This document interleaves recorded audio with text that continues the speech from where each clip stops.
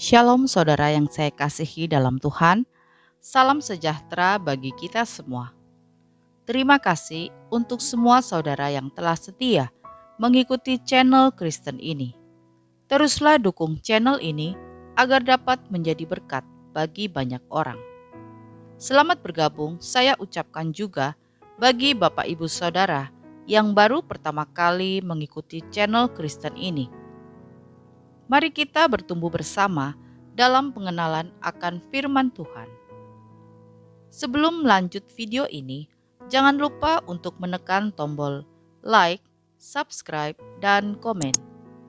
Serta tekan tanda lonceng agar saudara mendapat pemberitahuan video-video terbaru dari channel Kristen ini. Selamat mengikuti doa. Renungan firman Tuhan hari ini berjudul, Lakukan bagianmu, maka Tuhan akan melakukan bagiannya.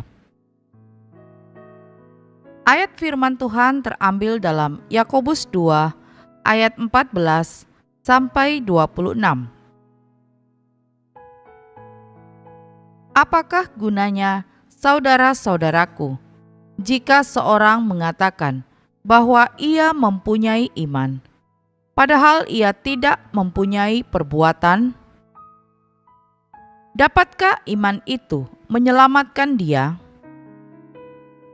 Jika seorang saudara atau saudari tidak mempunyai pakaian dan kekurangan makanan sehari-hari, dan seorang dari antara kamu berkata, "Selamat jalan, kenakanlah kain panas dan makanlah sampai kenyang," tetapi ia tidak memberikan kepadanya apa yang perlu bagi tubuhnya, apakah gunanya itu?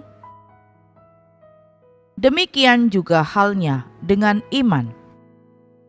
Jika iman itu tidak disertai perbuatan, maka iman itu pada hakikatnya adalah mati. Tetapi mungkin ada orang berkata, "Padamu ada iman, dan padaku ada perbuatan." Aku akan menjawab dia, "Tunjukkanlah kepadaku imanmu itu tanpa perbuatan, dan aku akan menunjukkan kepadamu imanku dari perbuatan-perbuatanku." Engkau percaya bahwa hanya ada satu Allah saja? Itu baik. Tetapi setan-setan pun juga percaya akan hal itu, dan mereka gemetar. Hai manusia yang bebal, maukah engkau mengakui sekarang bahwa iman tanpa perbuatan adalah iman yang kosong?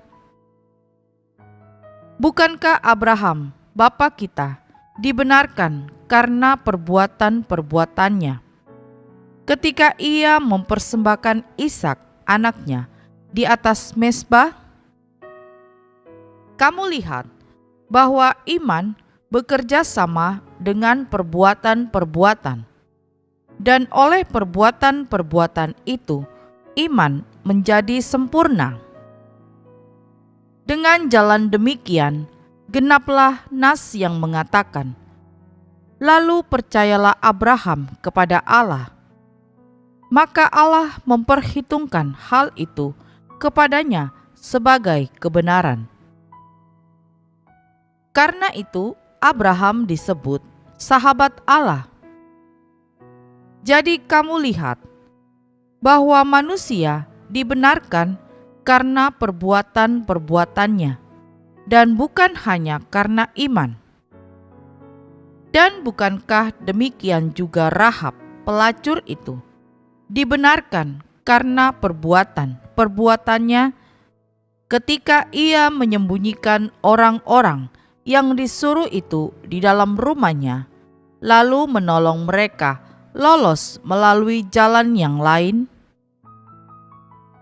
Sebab seperti tubuh tanpa roh adalah mati, demikian jugalah iman tanpa perbuatan-perbuatan adalah mati. Saudaraku yang saya kasihi, sebagai orang Kristen, kita diajarkan untuk berdoa tentang apapun yang membebani kita, untuk membawa semua masalah kita kepada Tuhan. Di dalam Mazmur 55 ayat 22 dikatakan, "Serahkanlah khawatirmu kepada Tuhan, maka Ia akan memelihara engkau." Kita percaya bahwa Tuhan kita adalah Tuhan yang bekerja dengan mujizat.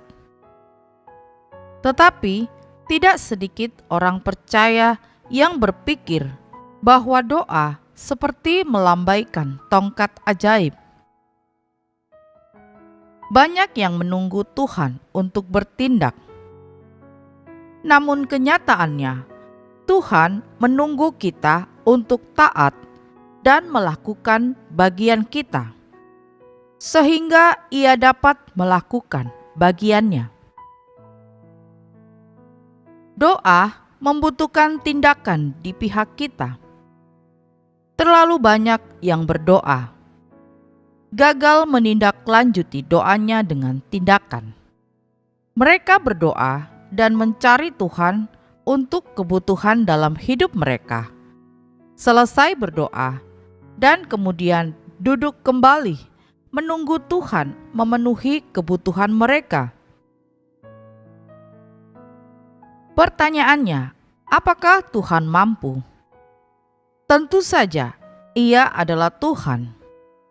Namun, jangan pernah lupa bahwa kita berdoa karena iman. Iman sejati membutuhkan tindakan. Alkitab penuh dengan contoh prinsip ini. Tuhan menyuruh Musa untuk mengangkat tongkatnya, dan ketika ia melakukannya, Tuhan membelah laut sehingga orang Israel bisa menyeberang di tanah yang kering. Namun, Musa melakukan bagiannya, mengangkat tongkatnya. Kita dapat melihat kisah ini dalam Keluaran 14. Contoh lain yakni Tuhan memerintahkan Yosua agar bangsa Israel berbaris mengelilingi Yeriko 1 kali setiap hari selama 6 hari. Kemudian pada hari ke-7, mereka diperintahkan untuk berbaris mengelilingi kota 7 kali dan meminta para imam meniup terompet dan yang lainnya meneriakkan kemenangan. Dan pada saat itu, Tuhan melakukan mujizat. Ia membuat tembok di sekeliling kota menjadi runtuh. Bangsa Israel melakukan bagian mereka terlebih dahulu, berjalan keliling kota, meniup trompet, dan berteriak. Yosua pasal 6. Kemudian contoh yang lain yakni saat pernikahan di Kana, Yesus menyuruh para pelayan untuk mengisi 6 periuk batu dengan air. Kemudian Yesus menyuruh mereka untuk membawanya kepada kepala pelayan. Ketika kepala pelayan mencicipinya, air itu telah menjadi anggur. Yesus melakukan mujizat, tetapi para pelayan harus melakukan atau mengerjakan bagian mereka. Kita dapat melihat kisah ini dalam Yohanes pasal 2. Jadi saudaraku yang saya kasihi, Tuhan tidak akan pernah melakukan bagian kita. Kita tidak bisa hanya pasif menunggu seperti orang malas. Ada banyak pekerjaan yang harus dilakukan. Saat kita menyingsingkan lengan baju dan melakukan bagian kita, doa kita akan menjadi sangat berarti. Jadi, yang harus kita lakukan saat ini adalah serahkanlah segala upaya atau usaha kita kepada Tuhan di dalam doa. Dan gunakanlah kemampuan yang diberikan Tuhan untuk dapat melakukan yang terbaik. Tuhan akan menjawab doa-doa kita, dan Tuhan bekerja melalui tindakan kita. Jika kita melakukan apa yang harus kita lakukan, maka Tuhan akan melakukan bagiannya. Amin. Kita berdoa. Bapa di surga, terima kasih untuk firman Tuhan hari ini. Kami percaya Tuhan, Engkau selalu menjawab doa-doa kami. Ajarilah kami untuk dapat melakukan bagian kami dan mengusahakan yang terbaik dengan segala kemampuan yang telah Tuhan berikan kepada kami. Kami percaya Tuhan, ketika kami mengerjakan bagian kami dengan taat dan setia, maka Tuhan akan mengerjakan bagian Tuhan. Terima kasih Tuhan untuk firman-Mu. Di dalam nama Tuhan Yesus kami berdoa. Amin. Puji Tuhan, kita sudah berdoa pagi hari ini. Saya percaya kita sudah diberkati. Sampai berjumpa kembali dalam doa kita nanti. Selamat pagi. Tuhan Yesus memberkati.